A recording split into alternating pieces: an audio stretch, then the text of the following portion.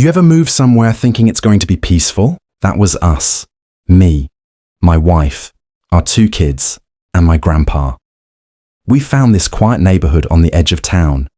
Tree-lined streets, clean sidewalks, and a homeowners association that bragged about keeping standards high. At first, it felt nice, until the HOA's security guards decided we were their new project. It started small. One of them, a guy named Rick, the self-appointed chief of security, stopped me on my way home from work. "Sir, we've had reports you left your trash bin out an extra day," he said, chest puffed like he was guarding the Pentagon. "Yeah," I said. "The truck came late." Rick narrowed his eyes.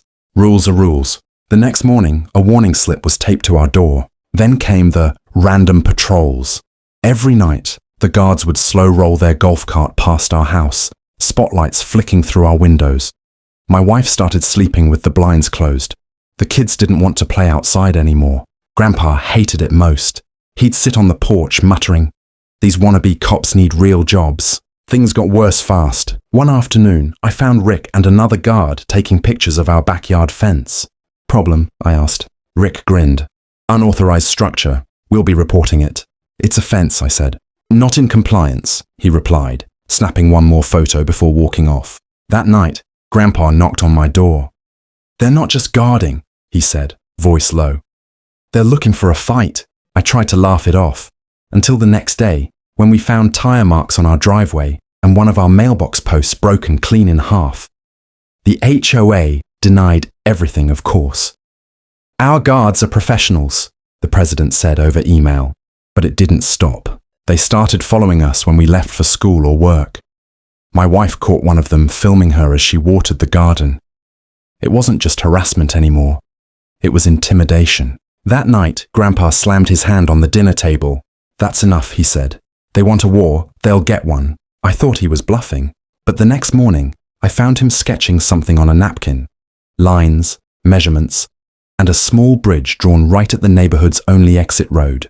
He looked up and said quietly, "If they want to trap us in this HOA, maybe it's time we trap them." I woke up the next morning to the smell of coffee and the sound of metal clinking in the garage.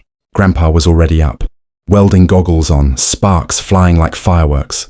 "Morning," I said, rubbing my eyes. "What are you doing?" He didn't look up.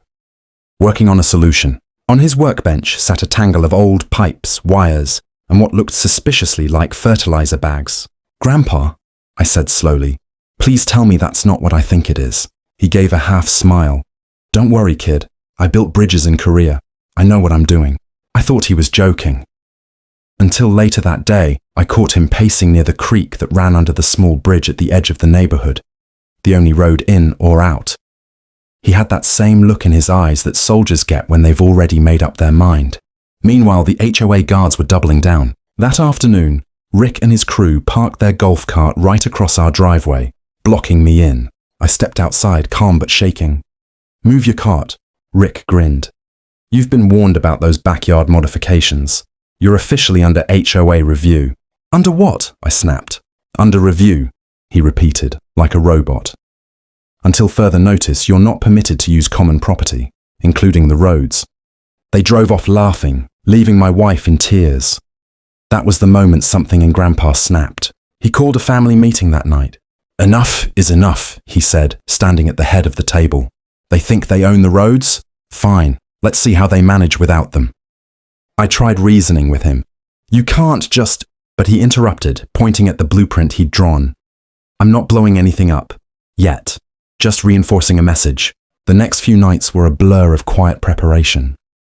Grandpa disappeared into the garage after dark. I'd hear the faint hum of his old generator, the buzz of saws, the occasional hammer strike. Then came the confrontation. Friday evening, I came home to find Rick and 2 guards standing in our yard, arguing with Grandpa. Rick's face was red. "You're trespassing on HOA land." Grandpa just smiled, hands in his suspenders. Funny. I thought this was my property line. When Rick shoved past him, Grandpa stepped aside. And that's when I saw it. A steel cable strung across the entrance, anchored deep into concrete. Behind it, stacked barrels, sealed, labeled, and very clearly wired. Rick froze. "What the hell is that?" Grandpa's grin widened. "Insurance." The guards stumbled backward, shouting. "Call the president!" one yelled. But by then, Grandpa was already walking toward the bridge, toolbox in hand, determination in his step. That night, thunder rolled across the sky, and I swear I saw him standing there at the creek, cigarette glowing in the dark. He looked back once and said, "If they push one more inch, I'll make sure they never cross this bridge again." By Saturday morning, word had spread through the neighborhood like wildfire. Half the residents thought Grandpa was a legend. The other half called him dangerous. The HOA called an emergency meeting. We weren't invited, of course. Around noon, 3 SUVs pulled up. Black, tinted, and way too serious for a homeowners association. Out stepped Linda, the HOA president. Perfectly pressed blazer, pearl necklace, and that practiced "I'm in charge" smile. Behind her, Rick and 2 guards stood like they were Secret Service. She didn't even knock, just marched right up to our porch. "Your father," she said coldly, "has violated community safety codes." Grandpa leaned on his cane, unimpressed. "Safety codes? You sent your little soldiers to stalk my granddaughter-in-law. That's a serious accusation," Linda snapped. "No," he said quietly. "Serious is what's coming next." I stepped between them before it got worse.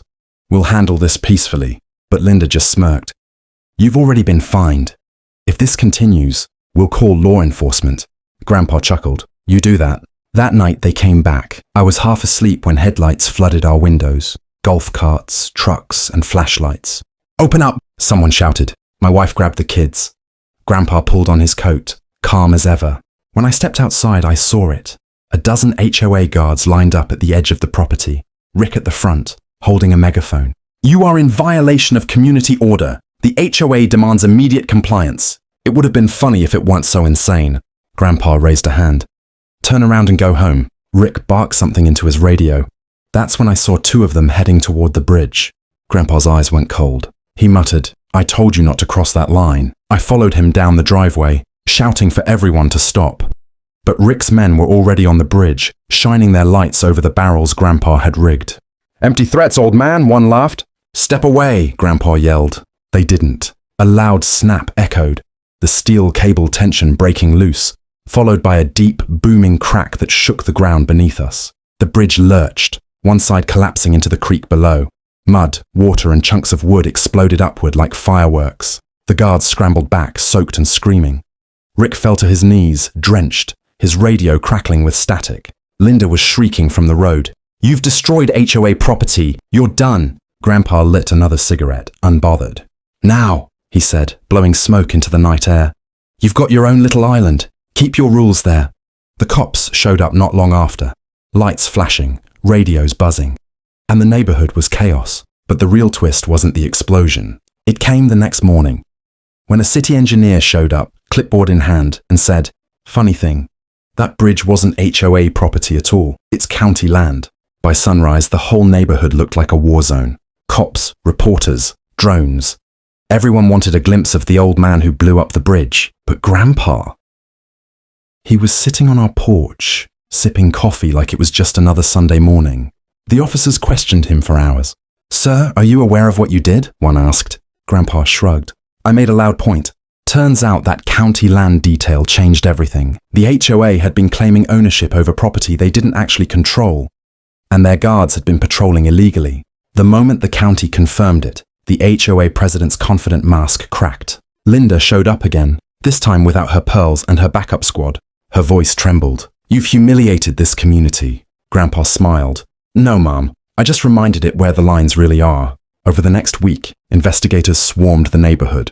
The security team turned out to have 0 real credentials. No licenses, no background checks. Rick was fired, then disappeared overnight. And the HOA, they were slapped with multiple lawsuits for harassment, property damage, and impersonating authority. For once, we weren't the ones under review. The neighbors started coming by, quietly at first. Mrs. Donnelly from 2 doors down brought a pie and whispered, "We've all been scared of them for years. Your grandpa did what we couldn't." Even the mailman, who hadn't delivered here in days, stopped by to salute Grandpa like he was some kind of folk hero. But Grandpa didn't care about fame. One evening, I found him sitting by the broken bridge, legs dangling over the edge. The sunset painted the creek gold, and the smell of smoke still lingered faintly in the air. "You know," I said, sitting beside him, "you really scared them." He grinned. Good.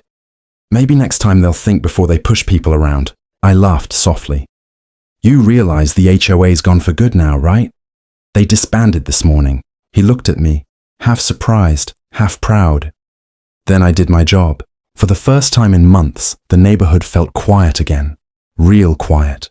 Kids played outside, no patrol carts humming by, no warning slips on doors. Grandpa never talked much about that night again. He just went back to his garden, his old radio, and his evening coffee. Sometimes I catch him staring out at the creek, where the bridge used to be.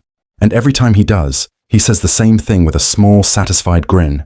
Some bridges are meant to be burned, especially the ones built on control. Don't forget to subscribe to Only Karen for more dramatic HOA and real-life story videos. Like the video if you enjoyed the story. It really helps the channel. Tell us in the comments, which moment impressed you the most?